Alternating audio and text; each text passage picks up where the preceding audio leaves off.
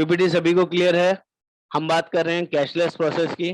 Claim process star health में कैसे होता है, क्या करना पड़ता है, पॉलिसी बेचते वक्त, समझाते वक्त हमें क्या करना है, अपने कस्टमर्स को क्या समझाना है, इसके ऊपर सारी चीज आपको आज डिटेल में बताने समझाने वाला हूँ। आपको ये ध्यान रखना है, जब भी आप कोई भी पॉलिसी सेल करते हैं, किसी भी कस्टमर को सेल करते हैं, उनको एक ही चीज बतानी है। पॉलिसी बेचते वक्त उनको हॉस्पिटल लिस्ट दे के आनी है, उसका लिंक दे के आना है, ताकि वो क्लेम के टाइम पे आपको परेशान ना करे तो उन्हें थोड़ा बहुत पता होना चाहिए कि उनके नियर बाय हॉस्पिटल कौन से हैं, और आपको भी अपने कस्टमर के आसपास के हॉस्पिटल के नाम पता होना चाहिए। उनको एक ही चीज समझानी है आपको कि जब भी कोई क्लेम आएगा तो आपने मुझे कॉल करना है, या नेटवर्क हॉस्पिटल में ही ट्रीटमेंट कराना है। नेटवर्क हॉस्पिटल वो होते हैं जहां पर पैसा नहीं देना पड़ेगा, इलाज कैशलेस हो जाएगा। अगर आपने अपने कस्टमर को सही से गाइड नहीं किया तो वो नॉन नेटवर्क में चला जाएगा और बाद में आपको गालियां देगा कि मेरे पैसे लग गए, अब मेरे पैसे दिलवाओ। उसमें रीइंबर्समेंट में हो जाएगा, टाइम लगेगा, लेकिन हाथों हाथ नहीं होता है। लेकिन कैशलेस में पैसा नहीं देना पड़ेगा, ये बेनिफिट मिलेगा। ठीक है, तो पहला काम का क्या किया आपने कि उनको बता दिया कि जब भी कोई जरूरत पड़ेगी एडमिट किया, एक बार आप मुझे कॉल कर लीजिएगा। नहीं तो ये लिस्ट है, इस लिस्ट पे क्लिक करिएगा, आपके एरिया के हॉस्पिटल के नाम मिल जाएंगे, इनमें से किसी भी हॉस्पिटल में जाएंगे, आपका कैशलेस हो जाएगा। अब आगे का प्रोसेस क्या है? जब भी कस्टमर आपको कॉल करता है, जिस दिन भी उसके घर में कोई इमरजेंसी है, या तो आपको कॉल करे या कस्टमर केयर में कॉल करे, बेटर है कि वो आपको कॉल करे। आपने उसको क्या समझाना है? सर कोई बात नहीं, बच्चे को बुखार है, वाइफ को इमरजेंसी है, किसी को हार्ट अटैक आया है, किसी के साथ कोई भी छोटी बड़ी इमरजेंसी है, आपने क्या करना है? उसको तसल्ली देनी है, उसको बोलना है काम रहिए, और बेसिक 2-3 डॉक्यूमेंट, 4 डॉक्यूमेंट है, वो आपको लेके जाने हैं। क्या डॉक्यूमेंट्स? पॉलिसी का कॉपी, और जो पेशेंट है उसका आधार कार्ड, पैन कार्ड, दोनों में से एक चीज आपको कैरी करनी है। और अगर कोई पेशेंट के साथ कोई 2 दिन, 4 दिन, 10 दिन से इलाज चल रहा है किसी का, तो वो डॉक्टर्स के पेपर भी साथ में कैरी करने हैं। ये बहुत ज्यादा जरूरी है। At the time of admission in सब चीजों की जरूरत पड़ने वाली है। क्या क्या बोला मैंने? कोई बताएगा? जो सर हम उसको अगर सर पहले से उसका इलाज चल रहा है तो हॉस्पिटल के कागज और हॉस्पिटल या आधार डॉक्टर कार्ड के या पैन कागज, कार्ड।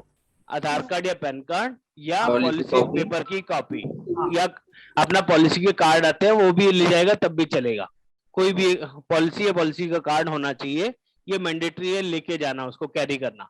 अगर उसके व्हाट्सएप पे भी है तब भी चलेगा, लेकिन अगर हैंडी कैरी कर सकता है तो ज्यादा बेटर है। That is okay. यहाँ तक किसी को डाउट है, कोई कंसर्न है, कोई बात ऐसी जो समझ में नहीं आ रही हो? मेरी बात समझ आ रही सर? ओके। समझ आ रही है, वेरी गुड। अब जैसे ही हॉस्पिटल में, वो नेटवर्क हॉस्पिटल में पहुंचते हैं, तो वहां पर इनिशियली या तो इमरजेंसी में जाएगा वो, अगर पेशेंट की हालत सीरियस है तो ऑब्वियस है कि इमरजेंसी में जाएगा।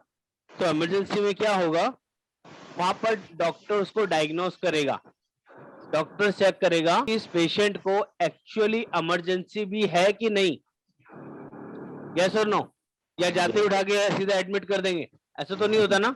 ऐसा तो वो डॉक्टर उसको वेरीफाई करेगा, चेक करेगा उसके साथ सीरियसनेस कितनी है, कितनी इमरजेंसी है, क्या 1-2 घंटे इलाज करके छुट्टी मिल जाएगी, या 2 घंटे 4 घंटे की जरूरत पड़ेगी, या हो सकता है 2 दिन, 4 दिन, 10 दिन इलाज चलेगा। कौन डिसाइड करेगा ये? That is decided by the treating doctor, जो फर्स्ट टाइम उसको चेक कर रहा है, देख रहा है, उसके बेसिस पे ही वो इसको एडमिट के लिए बोलेगा।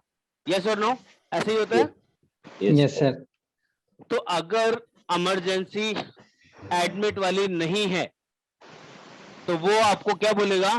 ये वैसे ही कोई छोटा मोटा कोई दिक्कत है, आप 2 घंटे इंजेक्शन वगैरह लगाएंगे, पेन किलर वगैरह देखते हैं, अगर ओके है तो हम ऐसे ही भेज देंगे। लेकिन मोस्ट ऑफ द टाइम अगर हमें कैशलेस प्रोसेस के बारे में जानना है तो 24 घंटे एडमिट होना जरूरी होगा। यस और नो? ये सभी को पता है कि नहीं पता?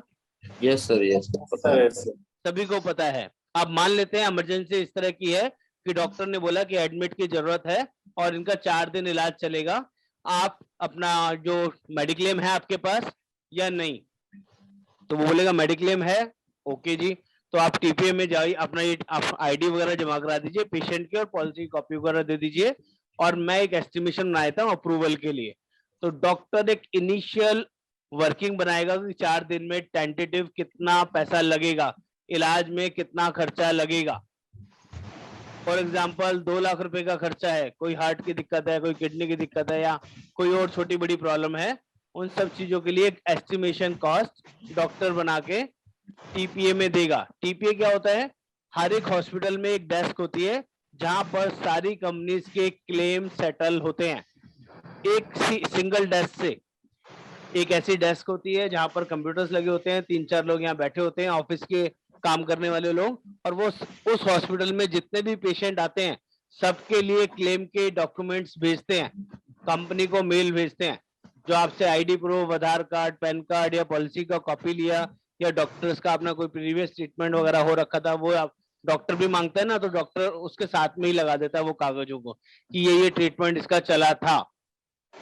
अब वो प्री ऑथराइजेशन के लिए, प्री अप्रूवल के लिए यहाँ से मेल जाती है। मेल जाने के 2 घंटे के अंदर इनिशियल अप्रूवल आता है। या तो कोई क्वेरी निकल के आएगी या अप्रूवल आएगा। क्वेरी में क्या हो सकता है, कई बार पेशेंट इतना जल्दी में होता है, अपना आईडी प्रूफ, आधार कार्ड, पैन कार्ड लेके ही नहीं जाता, तो उसका आईडी प्रूफ वगैरह मांगा जाता है। अगर आपने पहले ही दे दिया है तो वो क्वेरी नहीं आएगी। अगर कोई मेजर क्लेम है, हार्ट का, किडनी का, लीवर का, न्यूरो का, और अर्ली क्लेम क्या होता है? किसी ने अभी पॉलिसी ली है 2 महीने, 4 महीने, 6 महीने, और उसके साथ कोई बड़ी इमरजेंसी हो गई, तो इसे बोलते हैं हम अर्ली क्लेम। तो कंपनी को डाउट हो सकता है कहीं इसने प्लान करके पॉलिसी तो नहीं ली है, तो वो उससे पूछती है कि इनकी प्रीवियस हिस्ट्री क्या है, पहली फर्स्ट प्रेस्क्रिप्शन जब भी इनका ट्रीटमेंट हुआ था इससे रिलेटेड, उसका कोई पेपर सबमिट कीजिए। कोई बीपी या शुगर की कोई दवाइयां खाते हैं पहले से, तो उसकी डिटेल शेयर कीजिए। ये क्वेरी कंपनी ने रेज करी, तो कभी भी कोई भी क्वेरी आएगा तो उसका रिप्लाई जरूर देना है, चाहे आपने कोई पुरानी बीमारी पहले से हो, आपको नहीं हो, या आपने कोई इससे पहले कभी कंसल्टेशन कराई हो या नहीं कराई हो। कराई है तो उसके पेपर देने पड़ेंगे, नहीं कराई है तो उसका रिप्लाई करना पड़ेगा, लेटर लिख के टीपीए डेस्क पे देना पड़ेगा कि ये जो क्वेरी मेरे से मांगी जा रही है, ये मेरे पास मेरे पेशेंट से रिलेटेड है ही नहीं, इससे पहले कभी उनके साथ कुछ नहीं हुआ, this is the first occurrence, ये पहली बार हुआ है, या इनका 2 साल पहले, 1 साल पहले ट्रीटमेंट हुआ था, दिखाया था, जो भी जिसके साथ हुआ है उसका प्रूफ के साथ वो लेटर देना पड़ेगा। मेरी बात समझ पा रहे हैं? रिप्लाई करना बहुत ज्यादा जरूरी है। अगर रिप्लाई नहीं करेंगे, वो लेटर एजेंट देगा ना सर, एजेंट को मैसेज भी आएगा, एजेंट की मेल पे भी आएगा, और जो कस्टमर है उसके मैसेज पे भी आएगा, उसकी मेल पे भी आएगा, और टीपीए डेस्क पर भी आएगा। 3 जगह आता है सर। तो जब आप टीपीए डेस्क से कोऑर्डिनेशन कर रहे होंगे ना, जो भी अटेंडेंट वहां पे होता है, फैमिली मेंबर्स होता है, तो वो टीपीए डेस्क से ही जाके बात करता है, हाँ जी अप्रूवल आ गया कि नहीं आया, तो वो बोलेंगे जी ये पहले अप्रूवल नहीं आया, ये क्वेरी आया, इसका रिप्लाई कर दीजिए, उसका प्रिंट आउट निकाल के आपको दे देंगे। सर ये अप्रूवल अप्रोक्सीमेटली कितने टाइम में आ जाता है? Initial approval with in 2 hours. और क्लेम फिर जो होता है, मतलब वो कितने देर में सब वो सेटल्ड हो जाता है? बस 10-15 मिनट साथ दीजिए, मैं सारी चीज आपको बता रहा हूँ, एक एक चीज आप इस प्रोसेस को ध्यान से समझ लीजिए। चलिए मुझे अभी बताइए, यहाँ तक किसी को कोई दिक्कत है, कोई ऐसी चीज जो नहीं समझ में आई हो? सर मैं ये पूछ रहा था कि जो अटेंडेंट है वो साइन करके वही देगा ना जो क्वेरी का जवाब? हाँ सर वही देगा सर, चाहे उसकी वाइफ हो सकती है, उसके ब्रदर सिस्टर हो सकते हैं, या उसका कोई बच्चा बीमार है तो उसके फादर हो सकते हैं, प्रपोजल कोई भी दे सकता है सर, कोई ऐसी दिक्कत नहीं है। ना कहीं फैमिली मेंबर ही होते हैं जनरल केस में। ठीक है, मेरी बात समझ पा रहे हैं? Yes sir. अगर पेशेंट रिलेटेड कोई क्वेरी है तो पेशेंट को उसका रिप्लाई करना, उसके फैमिली मेंबर को रिप्लाई करना मैंडेटरी है। यहाँ पर ज्यादा ध्यान रखना होता है कि जो इनिशियल रिप्लाई जा रहे हैं वो सही जाए। अगर एक गलत रिप्लाई चला जाता है उससे अच्छी वाली पॉलिसी भी खराब हो सकती है। कैसे हो सकती है, एग्जांपल दूं या पता है किसी को? एग्जांपल दे दीजिए सर। मान लीजिए किसी ने 6 महीने पहले कोई पॉलिसी ली है, हस्बैंड वाइफ और 2 बच्चे की, और उसको हार्ट का क्लेम आ गया, उसका स्टंटिंग का हार्ट अटैक आ गया। किसी को भी आ सकता है, हार्ट अटैक बता के आता है क्या कभी? नहीं, नो सर। ठीक है, और वो हार्ट अटैक का जब क्लेम आया तो वो पेशेंट तो एडमिट है, उसके फैमिली मेंबर्स में जो उसकी वाइफ है वो अवेलेबल नहीं है उस टाइम पे, और मान लीजिए उसका कोई फ्रेंड है, कोई दोस्त है, या कोई ऑफिस कुलीग है जो ऑफिस से एकदम अटैक हुआ, हॉस्पिटल ले गए और इनिशियली ऑफिस की तरफ से कार्ड था या अलग से उसने कार्ड ले रखा था, उसकी जेब में था, उसने वो सबमिट करा दी उसके आईडी प्रूफ के साथ, ये सब चीजें कर दी। अभी जब तक फैमिली मेंबर्स आए नहीं है, इससे पहले ही कोई क्वेरी रेज हो गई, तो जो कुलीग्स होते हैं, ऑफिस में काम करने वाले साथ में लोग होते हैं, क्या उनको एग्जैक्ट डिटेल होती है पेशेंट के बारे में? जनरली होती है क्या? नहीं है। No sir. उसमें क्वेरी रेज हुई, पेशेंट को बीपी शुगर कब से है, कितने टाइम से वो दवाइयां ले रहा है, या उसके साथ पहले कभी कोई ऐसा इंसिडेंट पहले हुआ है, इससे पहले कभी का एडमिट की जरूरत पड़ी है हार्ट या किडनी से लेके। तो जो कुलीग था उसने क्या लिख दिया कि इनका, हाँ ये मेरे साथ तो 2-3 साल से काम कर रहा है यार, आजकल बीपी तो सबको होता है, हाँ इनको भी होगा 3-4 साल से, उसने कैजुअली लिख दिया। उसको नहीं पता इसके क्या कॉम्प्लिकेशन हो सकता है। उसने क्या लिख दिया, 4 साल से, 3 साल से, 2 साल से इनको बीपी होगा, आजकल बीपी मेरे को भी है तो इनको भी होगा, शुगर मेरे को भी है तो इनको भी होगा। लोग अननोइंगली बिना फैमिली मेंबर से कंफर्म करिए ऐसे ही लिख के दे देते हैं, बिना एजेंट से बात किए लिख के दे देते हैं। आप पॉलिसी ली हुई है 6 महीने पहले और आप डिक्लेरेशन दे रहे हो कि मुझे 2 साल से बीपी है, मुझे 4 साल से बीपी है। ये चीज मैं आपको शुरू में भी बताने वाला था कि जब डॉक्टर ने इनिशियली चेक किया, जहां पर डॉक्टर इनिशियली चेक करता है ना, उस टाइम भी फैमिली मेंबर से डिस्कस करता है, जो बंदा उसको लेके आया है उस टाइम भी उससे पूछता है कि इससे पहले भी इनको कोई दिक्कत है, बीपी शुगर है, कोई बीपी की दवाई लेते हैं, शुगर की दवाई लेते हैं। अब जो अटेंडेंट साथ में जा रहा है वो फैमिली मेंबर भी हो सकता है, कोलीग भी हो सकता है, अड़ोसी पड़ोसी भी हो सकता है। यस और नो? Yes sir. अब अगर यहाँ पर किसी ने रॉन्ग इन्फॉर्मेशन दे दी तो उस क्लेम को कोई नहीं बचा सकता। पॉलिसी लिए हुए 6 महीने हुए हैं, किसी ने 2 साल बोल दिया, किसी ने 4 साल बोल दिया, और वही उसी चीज से रिलेटेड क्लेम है, तो वो क्लेम कैशलेस नहीं होगा, वो क्लेम रिजेक्ट हो जाएगा। समझ पा रहे हैं ऐसा क्यों होगा? Yes sir. क्योंकि पुरानी बीमारी क्या पहले दिन से कवर होती है क्या? No sir. हम लोग जो पॉलिसी देते हैं और पेशेंट जो कस्टमर है हमारा, हम उससे पूछते हैं बीपी शुगर है या नहीं है, और उसने बोला मेरे को कोई दवाई नहीं लेता, कोई फिट एंड फाइन हो, सामने वो खुद पॉलिसी ले रहा है और अपना खुद डिक्लेरेशन दे रहा है कि वो कोई दिक्कत नहीं है उसको, और 6 महीने बाद उसका हार्ट का क्लेम आ जाए और उसका अटेंडेंट उसको ये बता दे कि 2 साल से बीपी था, तो कन्फ्लिक्शन हुआ कि नहीं हुआ? स्टेटमेंट रॉन्ग हो गई कि नहीं हो गई? कई बार वाइफ भी ऐसा काम कर जाती है, कई बार हस्बैंड वाइफ, क्योंकि ज्यादातर केसेस में क्या होता है, मैं आपको सच्चाई बताता हूँ कि हस्बैंड वाइफ में आपस में तालमेल नहीं होता। किस तरह का तालमेल नहीं होता? हस्बैंड ने पॉलिसी ले ली ऑफिस में बैठ के, ऑफिस में ही मीटिंग करी, एजेंट को बुलाया, वहीं से मीटिंग दी, वहीं से ऑनलाइन पेमेंट करी, चेक दिया और पॉलिसी ले ली, और कोई समझदार एजेंट था वो उसको समझा के चला गया, सर बीपी अभी आपको 1-2 साल से ही है, छोड़ो ना, क्या करोगे डिस्क्लोज करके, आप इसको ऐसे ही ले लो, पॉलिसी बिना डिस्क्लोज करके ले लो, आपका सब कुछ कवर हो जाएगा। कोई बोल सकता है, कोई एजेंट समझा के जा सकता है कि नहीं जा सकता? जा सकते हैं सर। यस। करते हैं सर, मैं गलत नहीं बोलूंगा, कुछ लोग ऐसा करते हैं, इस प्रैक्टिस को भी मैं गलत या सही नहीं मानता, जो ऐसा होता है।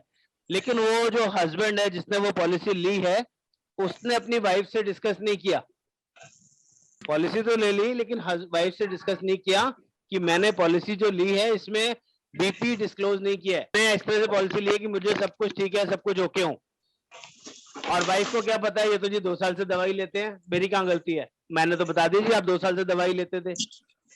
ऐसा हो सकता है कि नहीं हो सकता? हो सकता है सर। तो ऐसे केस में भी क्लेम नहीं मिलता है। और फिर लोग बोलते हैं कंपनी गलत है, कंपनी चोर है, कंपनी ब्ला ब्ला है, एजेंट खराब है। तो क्या एजेंट की गलती है क्या इस चीज में? No sir. तो मैं आपको सारे हेड्स एंड टेल एक साथ बता रहा हूँ ताकि आप कंफ्यूज ना हो। पीपीटी कोई बहुत लंबी चौड़ी नहीं है, प्रैक्टिकल एक्सपीरियंस की बेसिस पे बता रहा हूँ। तो यहाँ पर क्या हुआ, सारी चीजें ओके हुई, हॉस्पिटल से जो पेपर चाहिए थे वो भी मिल गए, जो कस्टमर से मांगे गए वो भी मिल गए। हम लोग बात करते हैं नॉर्मल सिनेरियोज की, जिसमें जो पेपर्स मांगे गए वो दे दिए, उसके बाद अप्रूवल के लिए इनिशियली गया और अप्रूवल आ गया 10,000 रुपए का। 2 लाख रुपए का क्लेम था लेकिन कंपनी ने 10,000 रुपए का इनिशियल अप्रूवल दे दिया। कोई बताएगा इनिशियल अप्रूवल क्या होता है? जैसे अप्लाई किया उसके 1 घंटे या 2 घंटे के अंदर उसका अप्रूवल आ जाए, पैसे का वो रिवर्ट बैक आ जाए। लेकिन यहाँ पर भी ना कुछ लोग समझ नहीं पाते हैं। होता क्या है, क्लेम 2 लाख रुपए का था और कंपनी ने 10,000 रुपए का अप्रूवल दिया है, तो जो अटेंडेंट होते हैं वो एजेंट को फोन करके पूछते हैं कि सर 1,90,000 रुपए कौन देगा, 10,000 रुपए से क्या होगा, मेरी पॉलिसी तो 5 लाख की थी, 10 लाख की थी, 25 लाख की थी। यस और नो? कुछ लोग पूछते हैं कि नहीं पूछते, या पूछ Yes, सकते हैं sir. कि नहीं पूछ सकते? तो Yes, यहाँ sir. पर आपने उन अटेंडेंट को समझाना है कि भाई साहब, बहन जी, दीदी, भाभी, जो भी आप रिलेशन अपनाना चाहें उसके साथ, कि सर जो 1 रुपए का भी अप्रूवल आएगा ना कंपनी से, इसका मतलब आपका पॉलिसी वैलिड है, आपका क्लेम वैलिड है, पूरा क्लेम कंपनी देगी। चाहे क्लेम 1 लाख का हो, 2 लाख का हो, 5 लाख का हो, अगर कंपनी ने 1 रुपए का भी अप्रूवल दे दिया, initial approval, it means up to sum assured आपका क्लेम मिलेगा। ये इनिशियल अप्रूवल है जिससे कि उसने हॉस्पिटल को ये आदेश दिया है कि आप अपना ट्रीटमेंट स्टार्ट करिए, बाकी का पैसा भी हम लोग देंगे। There is no hassle in that. Initial approval means एक श्योरिटी मिल गई, एक अप्रूवल मिल गया कि आप ट्रीटमेंट कराइए, आपका अप्रूवल हम लोग देंगे। क्लियर है सभी को? Token money. Yes, that is sir. A just token money. आप कह सकते हैं टोकन मनी, लेकिन ये टोकन मनी गारंटी नहीं है कि आपका क्लेम 100% ये पास हो जाएगा। इसके बाद भी अभी एक आगे का प्रोसेस है, वो मैं आपको बता रहा हूँ। वहां पर भी लोग गलती करते हैं। वहां आपका किसी भी कस्टमर का क्लेम आए ना, तो इनिशियल टाइम में उसको कोऑर्डिनेशन में रहिए, उसके साथ फोन पे टच में रहिए, कि कोई भी क्वेरी आए, कोई भी जवाब देना हो, कोई भी चीज हो, तो एक बार उससे बात कर ले, उसके बाद लिख के वहां पे आगे भेजे, क्योंकि उसके लिखने से सारा गड़बड़ हो सकता है। कैशलेस क्लेम अननेसेसरी रीइंबर्समेंट में जा सकता है, और रीइंबर्समेंट में भी डिक्लाइन हो सकता है एक बेसिक एरर करने के बाद, उसमें फिर कोई बचा नहीं सकता। ठीक है जी, इनिशियल अप्रूवल के लिए डाल दिया, आगे चले। 10,000 रुपए का अप्रूवल भी आ गया और हमने कस्टमर को समझा दिया कि अब आपका क्लेम मिलेगा सर, कोई ऐसा दिक्कत नहीं है। अब एक चीज यहाँ पर समझानी है, आपको कोऑर्डिनेशन करना है। जो भी पर्सन एडमिट है, या तो प्रपोजर जिसने पॉलिसी लिया है वो एडमिट है, तो उसके अटेंडेंट के साथ, उसकी फैमिली मेंबर अगर कोई एडमिट है तो उस प्रपोजर के साथ, कि जिस दिन भी फाइनल डिस्चार्ज होगा उससे 1 दिन पहले आप मेरे से बात करेंगे। उसको डिस्चार्ज का प्रोसेस समझाना है। क्या समझाना है? कि आपको शाम को दोपहर में डॉक्टर आके बोल जाएंगे कि अब आपकी तबीयत ठीक है, आपका कल डिस्चार्ज होगा, कल आपको छुट्टी मिल जाएगी। बोल देते हैं ना डॉक्टर जनरली 1 दिन पहले, यस और नो? Yes, sir. ऐसा होता है कि नहीं होता? होता है सर। तो आपको क्या बोलना है कि बस आप मेरे से 1 दिन पहले फोन कर लें, और ये जो मेरा नंबर है, जैसे कि एजेंट है, आप जिस भी अटेंडेंट से बात कर रहे हैं उनसे रिक्वेस्ट करें कि आप मेरे से डायरेक्ट कोऑर्डिनेशन करें, मैं आपको हर चीज का अप्रूवल, हर चीज का सॉल्यूशन प्रोवाइड करूंगा, 1 भी % दिक्कत नहीं है। बट मेरा नंबर अपने सारे रिश्तेदारों में ना बांटें, क्योंकि हर एक बंदा मेरे से हर एक चीज का क्वेश्चन करेगा, और मैं 10, 20, 50 लोगों को सिर्फ मैं एक ही चीज बताऊंगा ना, तो अच्छा नहीं है। एक ही बंदा मेरे साथ कोऑर्डिनेट करे, चाहे वो खुद आप करें या आपके साथ जो भी हॉस्पिटल में बंदा वेट कर रहा है वो मेरे साथ कोऑर्डिनेशन करे, मुझे कोई दिक्कत नहीं है। इतना हम बोल सकते हैं। और उसको प्रोसेस क्या समझाना है, जब डॉक्टर मॉर्निंग में आपको देखने आएंगे उस टाइम पे आपको बोल के जाएंगे कि आज आपको डिस्चार्ज कर रहे हैं, तो आपको सिर्फ इतना प्रोसेस फॉलो करना है कि हॉस्पिटल में जो टीपीए सेक्शन है वहां से क्रॉस चेक करना है कि जो फाइनल बिल, डिस्चार्ज समरी और जितने भी फाइनल डॉक्यूमेंट्स होते हैं उन्होंने भेजे हैं कि नहीं। That's it. कितने बजे भेजे हैं। अब ऐसा होता है, मैं आपको बहुत लाइव और प्रैक्टिकल एक्सपीरियंस बता रहा हूँ कि कई बार सुबह 8 बजे 9 बजे डॉक्टर की विजिट होती है, वो देखता है कि इनका सारी चीजें ओके है, आज डिस्चार्ज कर सकते हैं, वो उनको पेशेंट को सुबह ही बोल के चला जाएगा कि आज डिस्चार्ज कर रहे हैं आपको, ठीक है। लेकिन जो फाइनल बिल और जो अकाउंट सेक्शन से डिस्चार्ज की फॉर्मेलिटीज वगैरह होती है उन सब में टाइम लग सकता है, उसमें 2 घंटे 4 घंटे भी इंटरनली लग जाते हैं, और वो 9 बजे के बदले दोपहर में 2 बजे जमा होते हैं, 1 बजे जमा होते हैं। यस और नो? ऐसा हो सकता है कि नहीं होता? होता है सर। ऐसा होता है। अगर आपने अपने अटेंडेंट को, कस्टमर को ये समझाया नहीं होता, तो वो सुबह 9 बजे से 8 बजे से आपको फोन करना शुरू कर देगा कि सर अप्रूवल कराओ, अप्रूवल कराओ, छुट्टी होनी है, अभी तक अप्रूवल नहीं आ रहा। और उसको बताइए फाइनल डे में 4 आवर्स का टैट है, 4 घंटे का टैट है, जिस टाइम वो मेल जाएगी फाइनल बिल की, उससे 4 घंटे के अंदर अप्रूवल आएगा। अगर 2 बजे मेल गई है तो आप समझ लीजिए 6 बजे तक अप्रूवल आ जाएगा। इसमें कोई रॉकेट साइंस नहीं है, कोई मारामारी नहीं, आराम से अप्रूवल आ जाएगा। लेकिन डिफरेंस क्या होता है, सुबह 8 बजे से 9 बजे से ही पेशेंट को लगने लगता है कि मैं तो यहाँ 9 बजे से वेट कर रहा हूँ, डॉक्टर 8 बजे बोल के चला गया और स्टार हेल्थ से अप्रूवल नहीं आ रहा। शाम के 3 बज गए हैं, 4 बज गए हैं, 5 बज गए हैं, उसको क्या लगेगा, सुबह का बोला हुआ अभी तक मेरे पास अप्रूवल नहीं आ रहा। यस और नो? ऐसा होगा कि नहीं होगा? होता है सर। होता है ना? संतोष बिराजदार जी हैं हमारे साथ, उन्होंने एक्सपीरियंस किए हुए हैं। क्या आपने प्रॉपरली फील किया नहीं किया जो चीज मैं आपको बता रहा हूँ, ऐसा हुआ है कि नहीं हुआ आपके साथ? आपने तो कई सारे क्लेम्स देखे हैं। सही है सर, सही है। ओके, चलिए बहुत बढ़िया।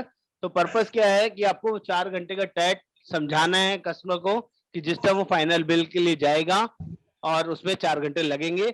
अब ऐसा होता है कि कई बार जो ट्रीटमेंट हुआ है उसमें डॉक्टर्स को कुछ कंसर्न होता है। जो अप्रूवल देने वाले लोग होते हैं ना, वो भी डॉक्टर्स होते हैं, और वो जब डॉक्टर्स का ट्रीटमेंट और डॉक्यूमेंट्स वगैरह चेक करते हैं तो उसमें कोई क्वेरी आ सकती है।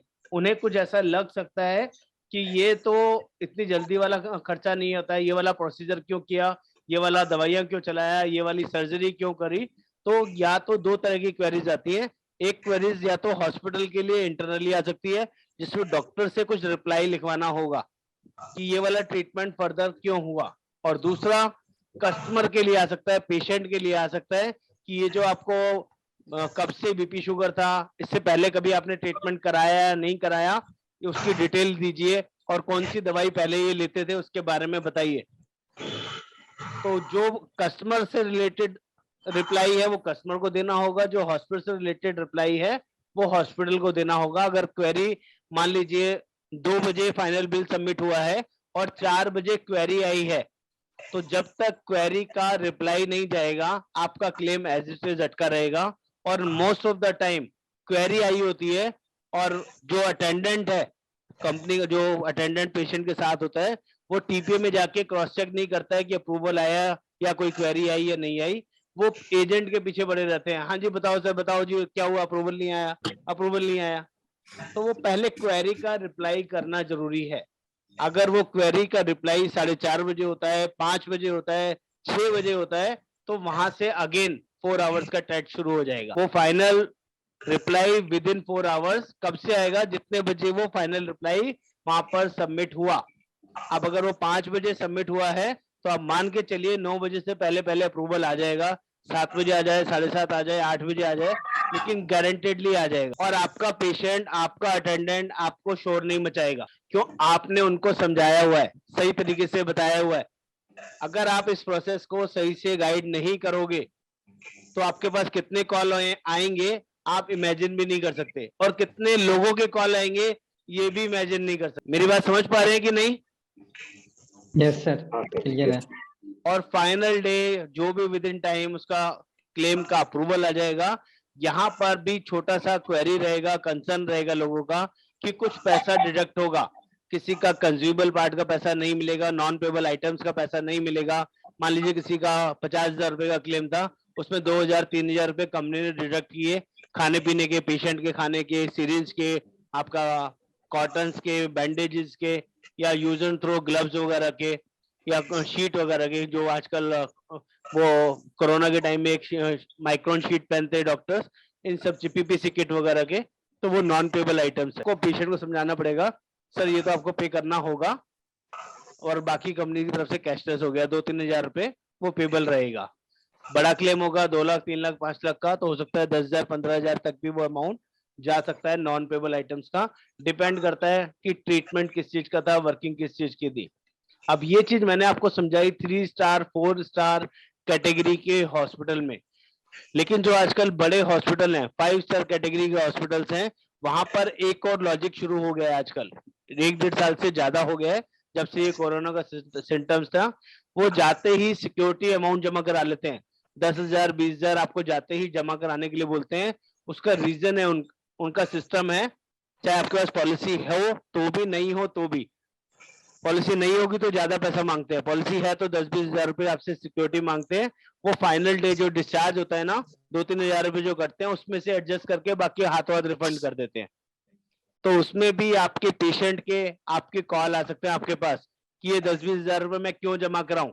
तो उनको बताइए सर आप बड़े हॉस्पिटल में आए हैं, बड़े हॉस्पिटल में ये सिस्टम है कि वो जाते ही 10-20 हजार रुपए जमा करवाते हैं, आप दे दीजिए, एज ए सिक्योरिटी है, ये वापस मिल जाएंगे आपको जिस दिन आपका डिस्चार्ज होगा। और ये कई बार सेम डे भी डिस्चार्ज होता है ना, कई बार डॉक्टर को लगता है 2 घंटे 4 घंटे में ही छुट्टी मिल रही है, आज जरूरत ही नहीं पड़ेगी इसको एडमिट करने की, लेकिन 4 घंटे में भी जो इलाज करते हैं, जो भी ट्रीटमेंट चलता है, उसमें भी 2-4-5 हजार 10 हजार रुपए खर्चा वो बिल बना देते हैं।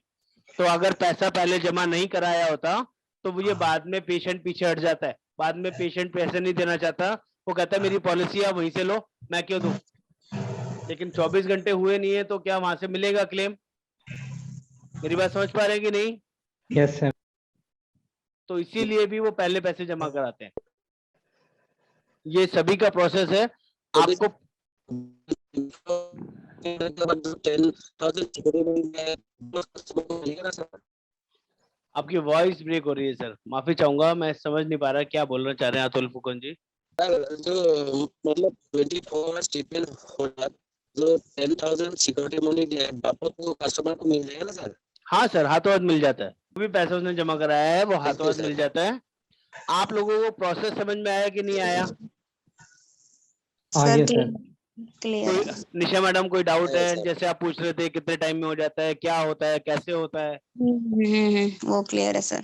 ओके। और मेरा क्या रोल है, जब भी आपका कोई भी क्लेम आता है, कोई भी कंसर्न होता है, तो आपको क्लेम आईडी मिल जाता है अपने पेशेंट से, अपने कस्टमर से, अपने अटेंडेंट से आप बात करके क्लेम आईडी लेके रख लीजिए, उनको बोलिए क्लेम आईडी शेयर कर दीजिए, नहीं तो जो एजेंट है उनके मोबाइल पे भी कस्टमर का क्लेम का इंटीमेशन आपके पास आता है, आप वो क्लेम आईडी मेरे साथ शेयर कर सकते हैं। मैं उस क्लेम को जो 4 घंटे का डाटा है 3 घंटे में 2 घंटे में करवा सकता हूँ, वो आप मुझे भेज देंगे तो मैं उसको फास्टली करवा के जल्दी से जल्दी करवा के आपको बिफोर टाइम उसका अप्रूवल करा दूंगा। और अगर कोई क्वेरी भी आया है तो मैं आपको पहले बता दूंगा कि आपका ये क्वेरी लगा हुआ है, पहले इस क्वेरी को रिजॉल्व कराइए, टीपी डेस्क पे जाइए, वहां पर जाके एक बार बात कर लीजिए। तो आप क्या बोलेंगे कि ठीक है, पेशेंट को जो भी अटेंडेंट है उसको बोलेंगे और वो करा लेगा। अब कुछ लोग गलतियां करते हैं, वो गलतियां आपने नहीं करनी, उन गलतियों के बारे में बात कर लेता हूँ। जो नए एजेंट हैं, खासकर इमोशन में आप बह कर, इमोशन में आकर कुछ ऐसी गलतियां कर बैठते हैं, जैसे जब भी कोई क्लेम आएगा तो कस्टमर के साथ हॉस्पिटल में नहीं पहुंचना है, ये पहली गलती करते हैं। रीजन बताता हूँ क्यों करना चाहिए और क्यों नहीं करना चाहिए। रीजन क्या है, आपको नहीं पता कि कस्टमर का क्लेम किस चीज का आया है, और फाइनल डे वाले दिन, डिस्चार्ज वाले दिन भी हॉस्पिटल पहुंच जाते हैं मिलने के लिए। दोनों गलती नहीं करनी है। होता क्या है, जब पहले दिन आप कस्टमर के साथ हैं, एडमिट करा रहे हैं या उसके फैमिली मेंबर्स के किसी के साथ है, तो वो आपको जब तक बैठा के रखेगा जब तक अप्रूवल नहीं आ जाता। क्या जाने देगा क्या आपको? अभी नहीं सर। आपको कितनी भी इमरजेंसी काम हो सकता है, आपको फैमिली में कहीं इमरजेंसी हो सकती है, आपके ऑफिस में कोई काम हो सकता है, आपको किसी कस्टमर से जाना मिलना हो सकता है, लेकिन आपने बोला जी ऐसे ऐसे प्रोसेस है, अब ये कर लो और ये बता दो, आप सारी चीज गाइड कर दो, उसके बावजूद भी आपको वो बैठा के रखेगा। यस और नो? सर श्योर फिर सर। तो सारा काम वो हमारे ऊपर ही छोड़ देगा, कहेगा वो आप ही कहेगा कराओ। मैं बैठा हूँ, आप ये कराइए, आप जाइए हॉस्पिटल में टीपी डेस्क पे जाइए, डॉक्टर से मिलिए, इससे मिलिए और ये काम कराइए। उसको लगेगा एक फ्री का सर्वेंट मिल गया। यस और no? Yes sir. Yes sir. मैंने उसको पॉलिसी दिया था, अब ये मेरा सारा काम करेगा, मैं तो आराम से बैठा हूँ। आपको नहीं करना है सर, मेरी पहली रिक्वेस्ट है आप लोगों से, ये पहली गलती नहीं करनी है। दूसरी गलती, जब डिस्चार्ज वाला दिन है उस दिन मिलने नहीं जाना, उससे पहले कभी भी मिलने जा सकते। दोपहर में जैसे मिलने का टाइम पूछ लो, दोपहर में होता है 2 बजे, 4 बजे, 6 बजे या 10 बजे, तो उस टाइम मिलने जाना है। जिस टाइम रिलेटिव्स आते हो, सैटरडे संडे का टाइम हो तो जरूर जाइए मिलने, हाथ में एक जूस का पैकेट लेके जाइए, मौसमी लेके जाइए और बोलिए देखो मैंने पॉलिसी दिया था, इनको आज अप्रूवल मिल गया, कितना बढ़िया रूम मिला है, आराम से एसी लगा हुआ है, बैठने की जगह है, सारी चीजें सब कुछ बता सकते हो। वहां पर अपनी पब्लिसिटी कर सकते हो, लोगों को अपना विजिटिंग कार्ड दे सकते हो, बोलो भाई आपने भी हेल्थ इंश्योरेंस नहीं लिया है तो आप मेरे से ले लीजिए। बीच के दिनों में जा सकते हो, 4 दिन, 5 दिन, 10 दिन वो एडमिट है तो आप बीच के किसी भी दिन चले जाइए जिस दिन डिस्चार्ज नहीं हो रहा और जिस दिन वो पहले एडमिट नहीं है। इन बिटवीन इनिशियल अप्रूवल आ चुका होना चाहिए, वो फॉरमोस्ट थिंग है, उसका जरूर ध्यान रखें। इनिशियल अप्रूवल नहीं आया हुआ है और आप वहां पहुंच गए, तो वो जब तक आपको पकड़ के रखेगा जब तक उसका इनिशियल अप्रूवल नहीं आ जाएगा। और आपको नहीं पता उसका इनिशियल अप्रूवल किस लिए रुका हुआ है। अगर उसकी पहले 2 साल वाली बीमारियों से रिलेटेड क्लेम है तो क्या उसका इनिशियल अप्रूवल आएगा क्या? स्टोन, कैटरेक्ट, हर्निया, रसौली, पाइल्स, और पॉलिसी भी 2 महीने 6 महीने पहले ली है, तो No, क्या sir. उसका अप्रूवल आएगा? No sir. No. तो फिर आपको वहां तैयार होना पड़ेगा गालियां सुनने के लिए। जब पॉलिसी दी थी ना, जब तो आपने नहीं बताया था कि इसमें ये भी होता है, ये भी होता है, ये इसका मिलेगा, इसका नहीं मिलेगा। वो आपको सारी बातें सुनाएगा, उसे मतलब नहीं है अब आपसे। उससे तो आपने उसका नुकसान करा दिया पॉलिसी देके। उसको क्या लगेगा? आपने उसका नुकसान करा दिया। लेकिन आप फोन पे रहोगे ना, फोन पे झेलना आसान होता है। रिजेक्शन के टाइम पे आप सामने पड़ गए तो समझ लीजिए वो आपको, आपकी गलती हो या नहीं हो, दोनों केस में आपको सुनाएगा। यस और नो, ऐसा होता है कि नहीं होता? Yes sir. तो होता है। पहली गलती, ये दोनों गलती आपने नहीं करनी। एक और गलती करते हैं एजेंट, जो मैं आपको अपने पर्सनल एक्सपीरियंस से बता रहा हूँ। अगर आपका कोई कस्टमर बहुत यारा प्यारा, बहुत अच्छा है, और वो कभी गलती से नॉन नेटवर्क हॉस्पिटल में चला जाता है, बोलता है सर मुझे तो पता नहीं था, मेरे को तो जो हॉस्पिटल मिला मैं यहाँ आ गया, अब तो मैं यहाँ करा रहा हूँ, तो इंटीमेशन दे देता है, सब कुछ देता है, और आपके सामने इतना हम्बल हो जाता है, इतना रिक्वेस्ट करता है कि सर मेरे पास ना पैसे नहीं है, मुझे पता है आप तो करा ही लोगे, रिइम्बर्समेंट हो ही जाएगा, तो प्लीज 50,000 रुपए दे दो, 1 लाख रुपए दे दो, 2 लाख रुपए दे दो। जैसे ही आ जाएगा ना, मैं 2 दिन में दे दूंगा, 4 दिन में दे दूंगा, डिस्चार्ज होते ही फटाफट से बैंक से निकाल के दे दूंगा। अभी मेरा डेबिट कार्ड खराब है, क्रेडिट कार्ड की लिमिट पूरी हो गई, या मेरे को किसी से देने हैं, लेने हैं, और अभी फंड्स नहीं है, बहुत ज्यादा इमरजेंसी है। बोल सकता है कि नहीं बोल सकता आपका कस्टमर आपको? बोल सकते हैं सर। बोल सकते हैं सर। तो कुछ लोग, कुछ एजेंट बहकावे में आ जाते हैं, इमोशंस में आ जाते हैं और पैसे दे देते हैं। अब वो क्या करता है, पैसे आ गए, उसके पैसों से इलाज हो गया, छुट्टी भी मिल जाती है, अब आप उसको फोन करते हो कि सर जी वो ना क्या कहते हैं, कुछ पैसे दिए थे आपको, वो पैसे दे दो। वो क्या बोलेगा कि पहले ये जो रिइम्बर्स कौन कराएगा भाई, पहले ये रिइम्बर्स कराओ, ये पैसे आएंगे जब ही तो दूंगा। यस और नो, वो आपको बोलेगा कि नहीं बोलेगा? Sure sir. अब उसका जो क्लेम है आपको नहीं पता वो कौन सी बीमारी का क्लेम है, डॉक्टर ने जो पेशेंट था उसने वहां पे डॉक्टर को क्या लिखवाया है, क्या बोला है। नॉन नेटवर्क में भी तो यही सेम क्वेरी होती होंगी ना, डॉक्टर पूछता होगा इनको बीपी शुगर कब से है, कोई पहले सर्जरी हुई है नहीं हुई है, कोई पहले एडमिट हुए थे नहीं हुए थे। आप तो उसके हॉस्पिटल में साथ में नहीं थे ना। Hello hello. No sir.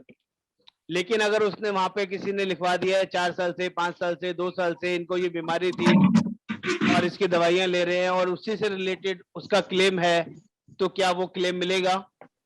नहीं सर। और वो क्लेम नहीं मिला तो आपके पैसे 0, आप भूल जाइए अपने पैसे। क्या बोलेगा? वो दे देगा आपको पैसे क्या? कस्टमर कभी भी नहीं। गया और पैसे भी गए, तो आपको ऐसा करना चाहिए? कभी नहीं सर। तो प्लीज हाथ जोड़ के मेरी रिक्वेस्ट है, मैं खुद प्रैक्टिकली बहुत नुकसान खा चुका हूँ, लोगों के साथ बहुत कॉपरेट कर चुका हूँ, आप लोग मत करिए। ये ऐसे एक्सपीरियंस हैं, लोग ठोकर खा के सीखते हैं, मैं आपको बिना ठोकर खाए एडवाइस कर रहा हूँ, आप लोग मत करिएगा, नहीं तो बड़ी प्रॉब्लम में आ सकते हैं। इसके अलावा भी अगर नॉर्मल सिनेरियो भी है ना, अगर वो उसका क्लेम मिल भी जाएगा तब भी कोई दिक्कत नहीं है। कई बार क्लेम 15-20 दिन, महीने में आ जाता है, कई बार 2 महीने भी लग सकते हैं, तो आपको 2 महीने सफरिंग में रहना पड़ेगा। क्या वो सही है क्या? नहीं सर, कहीं से भी नहीं है सर। आपने तो उसकी इमरजेंसी समझ के उसकी हेल्प करी थी, ये सोच के कि 2 दिन, 4 दिन, 10 दिन में ये बंदा मुझे पैसे दे देगा, लेकिन वो आपको बोलता है कि जब वहां से पैसे आ जाएंगे तब मैं दूंगा, तो क्या आपका उसका ट्रस्ट बराबर रहा क्या? फिर वो आपको डाउट कर रहा है, आपको ट्रस्ट थोड़ी ना कर रहा है। उसने तो आपसे बहाने से पैसे ले लिए ताकि कल को क्लेम नहीं मिलेगा तो ये अपने आप भुगतेगा, मुझे थोड़ी ना देने पैसे, कंपनी ने देने। तो लोग आपका मिसयूज कर सकते हैं, आपको मिसगाइड कर सकते हैं, आपको बेवकूफ बना के आपसे पैसा ऐड सकते हैं कि सर आपका कंपनी तो बहुत बड़ा है, आप बहुत बड़े एजेंट हैं, बहुत बड़ा नाम है सर, बहुत पैसा कमाते हैं आप, एक 50,000 ही तो देना है सर, प्लीज दे दो ना, 2 दिन बाद पक्का दे दूंगा सर, यहाँ से निकलते ही दे दूंगा। ये बोलेंगे सर लोग आपको। यस और नो, ऐसा होता है कि नहीं होता? हो सकता है कि नहीं हो सकता? तो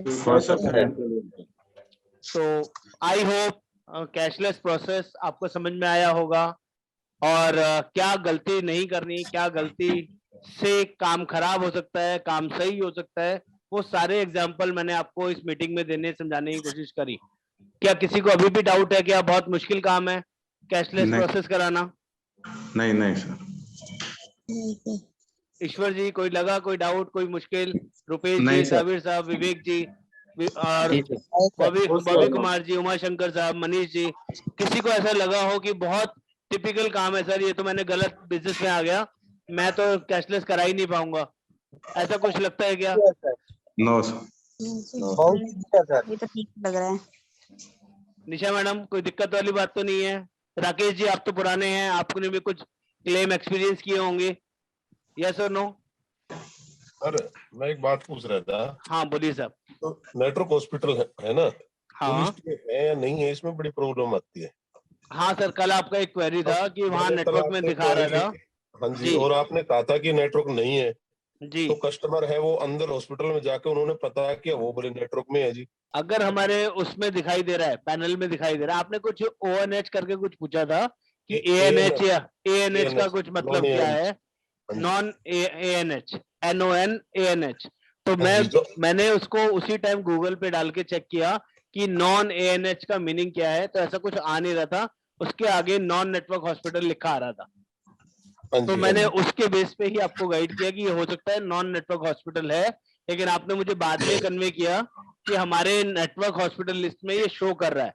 अगर हमारे किसी भी नेटवर्क हॉस्पिटल में शो करेगा तो बाय डिफॉल्ट वो कैशलेस हॉस्पिटल है, आप बेफिक्र होकर वहां इलाज करा सकते हैं। ठीक है सर, ठीक है। बीपी शुगर अगर आपको है पहले से, तब भी आपका सब कुछ डे 1 से कवर हो जाएगा, क्योंकि पिछले 5 साल आप चला के आए हैं पॉलिसी को। अच्छा ठीक है सर। ठीक है, ओके सर। चलिए sir, bye bye, take care.